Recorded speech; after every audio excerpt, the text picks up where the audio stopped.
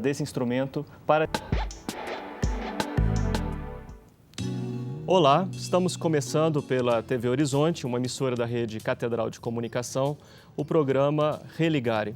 Nesta semana, mais uma vez, o programa vai abordar a temática do diálogo interreligioso, porém com um enfoque específico, que é o da contribuição do teólogo Hans Küng. Nós vamos falar sobre as guerras religiosas, as disputas religiosas, mas também as disposições para o diálogo interreligioso. O nosso convidado é o padre Áureo de Freitas. Ele é vigário episcopal na Arquidiocese de Belo Horizonte e mestrando no programa de pós-graduação em Ciências da Religião da PUC Minas. Padre Áureo, é um prazer recebê-lo. Está tudo bem? O prazer é meu estar aqui hoje, partilhando um pouquinho com vocês sobre a reflexão do diálogo interreligioso, a perspectiva interessante de Hans Küng. Nós, antes, talvez, Padre Áureo, de começarmos a conversa, deixa eu só fazer um comentário aqui para o nosso telespectador, que nossa equipe tem trabalhado para melhorar cada vez mais o contato, não é, entre aqui o programa, a equipe, os nossos convidados e os telespectadores. A partir de agora, o acesso à página do Religare, ela vai se dar a partir do próprio site do Mestrado em Ciências da Religião, que é o programa que sustenta aqui, programa de mestrado que sustenta aqui o programa Religare do ponto de vista do conteúdo, né, da organização temática do programa. Então agora, para entrar em contato com a nossa equipe, você vai acessar a página que é da PUC Minas, www.pucminas.br/ppgcr. Esse agora é o nosso meio de contato. O programa é gravado, mas através da página do programa você pode mandar uma mensagem. Essa mensagem, ela também é recebida pelos nossos convidados, pela nossa equipe, por mim. Então faça contato conosco, nós cuidamos com muito carinho de lhe dar o retorno. Então, só repetindo o nosso contato a partir de agora, é através da página do Programa de Pós-Graduação em Ciências da Religião, pucminas.br/ppgcr. Agora sim, Áureo, vamos entrar no assunto, né, da nossa conversa dessa semana, que é o diálogo interreligioso. Qual que é a importância dessa temática para o mundo? Hoje eu acho que desconhecer o diálogo interreligioso é não perceber a importância do momento em que nós estamos vivendo num mundo globalizado. Temos aí essa dimensão toda da globalização através dos meios de comunicação, no mundo da economia, da política, do social, e isso também desencadeou uma abertura muito maior para o fenômeno religioso. Hoje é perceptível as várias tradições religiosas chegando, né, até os nossos lares, nas nossas casas, através dos meios de comunicação, e isso fez com que as pessoas fossem percebendo a diversidade religiosa, as várias tradições religiosas. Então, hoje, torna-se necessário conhecer bem essas várias tradições religiosas, estabelecer aí um diálogo, porque nós começamos a perceber que a minha religião não é a única, ela é uma das várias outras que existem no mundo, em várias outras sociedades. Então, daí eu acho que conhecer a importância do diálogo interreligioso para que a gente possa estabelecer relações de conhecimento, de aprofundamento. Sim. E trazer, assim, entre as religiões, um maior conhecimento mútuo. Você falou da importância da mídia, até mesmo aqui na TV Horizonte, pelo menos são 2 programas, um conduzido pelo Padre Cândido, o Em Diálogo, e este Religare, em que o mundo das religiões é tratado em toda a sua diversidade, sempre numa perspectiva de diálogo, de aproximação, de compreensão. Você faz parte do mestrado em Ciência da Religião, escolheu participar do programa. Como que a sua pesquisa, antes da gente entrar no tema, propriamente dito, mas como que a sua pesquisa vislumbra as disposições para o diálogo interreligioso? Esse interesse meu pelo diálogo interreligioso, ele começou quando eu fiz a especialização em ensino religioso na PUC, e ali eu comecei a perceber o quanto precisava aprofundar essa temática.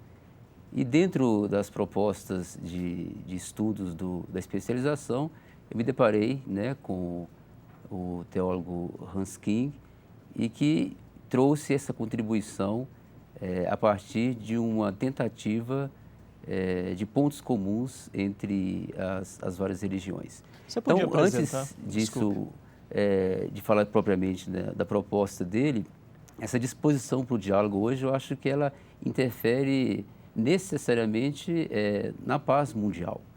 A gente percebe a influência das religiões no mundo da política, no mundo da economia e, consequentemente, estabelecer esse diálogo entre as religiões, nós podemos, com certeza, gestar melhores relações internacionais. Sim.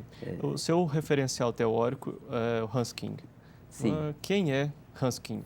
Então, Hans King é um teólogo suíço, ele já tem lá os seus 80 anos, é um homem que teve uma influência muito grande ao longo da história da Igreja, a partir do Vaticano II. Ele foi chamado para ser um dos peritos oficiais do Concílio Vaticano II, e é um teólogo que sempre procurou debater com o mundo, colocar o cristianismo diante dos desafios do mundo, como a questão do diálogo interreligioso, a problemática da guerra entre as religiões, o mundo da economia, de modo que a Igreja estabeleça um diálogo saudável e não se feche diante da problemática do mundo, da razão, dos questionamentos filosóficos. A gente vai perceber a influência de Hans King, por exemplo, no Concílio Vaticano II, em temas como a Igreja, povo de Deus, uma visão mais humanitária dessa Igreja, em abertura ao mundo. Vamos perceber a influência dele quando a Igreja, no Concílio Vaticano II, passa de uma atitude de reservas ao mundo, mas para dialogar com este mundo, dialogar com as outras religiões, dialogar com a sociedade, numa busca de uma hierarquia colegial e não centralizadora. Então, a gente percebe toda a influência desse teólogo nessa perspectiva de uma abertura da Igreja para com o mundo. Sim. Especificamente sobre a questão do diálogo interreligioso, qual é a contribuição do teólogo Hans King? O Hans King, ele sempre procurou uma teologia que ele chama ecumênica. A primeira fase da sua reflexão teológica, ela sempre teve essa perspectiva de levar em consideração o ecumenismo, o diálogo com as outras igrejas cristãs. Ele chama essa teologia uma teologia em diálogo. Depois, no segundo momento, quando essa sua reflexão ela vai aprofundando, ela vai desembocar num projeto de ética global, onde ele passa de uma perspectiva apenas entre os cristãos do diálogo ecumênico para o diálogo interreligioso. Então, ele propõe já uma teologia em que se estabeleça, a partir de princípios comuns básicos entre as religiões, esse diálogo interreligioso. Sim, no caso, essa perspectiva do diálogo, Hans King mantém, inclusive, através de uma fundação. E ele estabelece o diálogo interreligioso como uma condição para a paz mundial. Não é assim? Exatamente.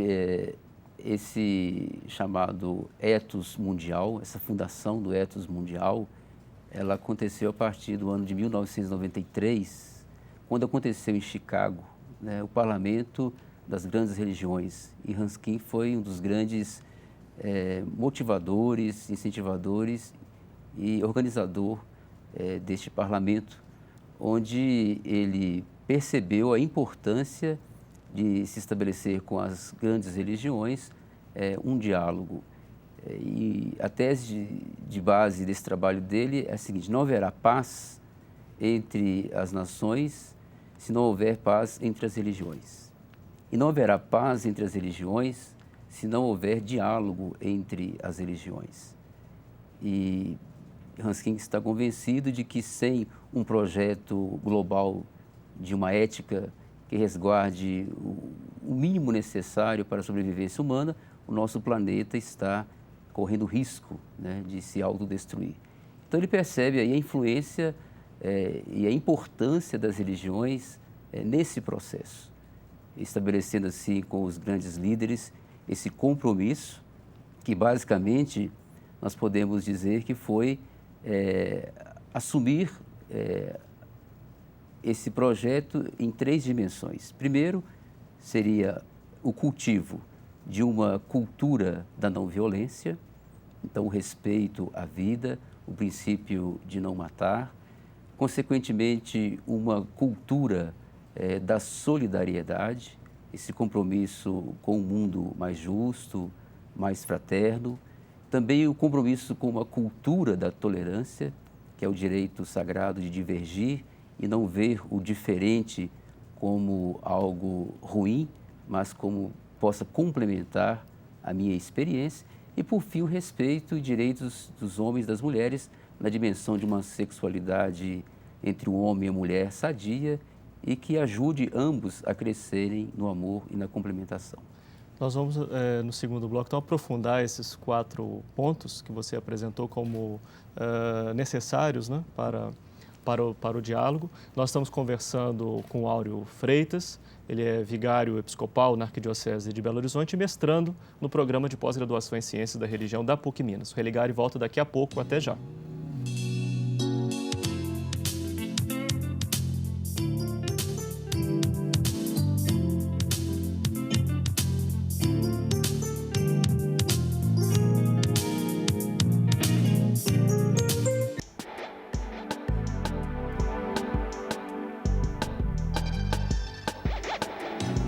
Estamos de volta com o programa Religare. Nesta semana conversamos sobre a temática diálogo interreligioso, sobretudo na ótica do teólogo suíço Hans King. O nosso convidado é Áureo Freitas, mestrando em Ciências da Religião da PUC Minas, sacerdote católico, vigário episcopal na Arquidiocese de Belo Horizonte. Antes de seguir a conversa neste segundo bloco, lembrar que você pode também participar desta conversa. O programa é gravado, mas você pode mandar uma mensagem, o Padre Áureo receberá, caso você queira fazer alguma pergunta, respondemos pelo e-mail. O nosso contato se dá através da nossa página no programa de pós-graduação em Ciências da Religião da PUC Minas. O nosso endereço é www.pucminas.br/ppgcr.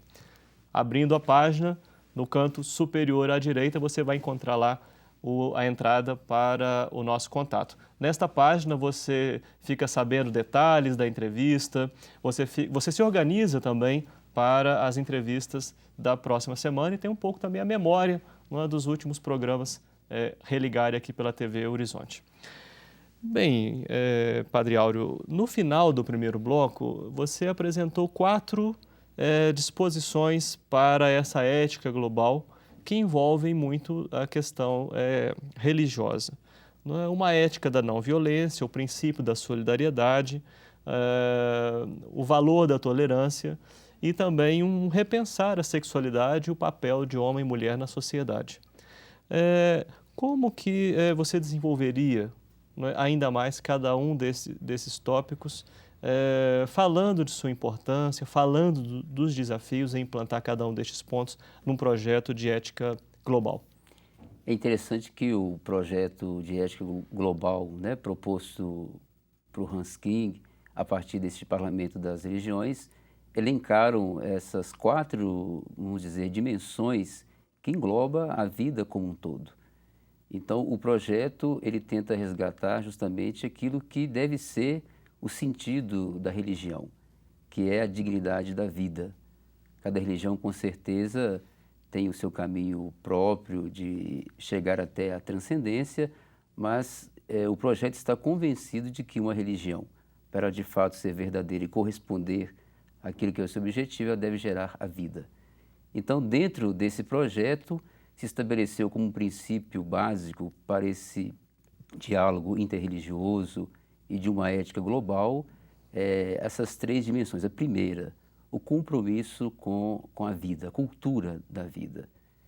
Basicamente, todas as religiões, de uma forma ou de outra, têm o mandamento do não matar.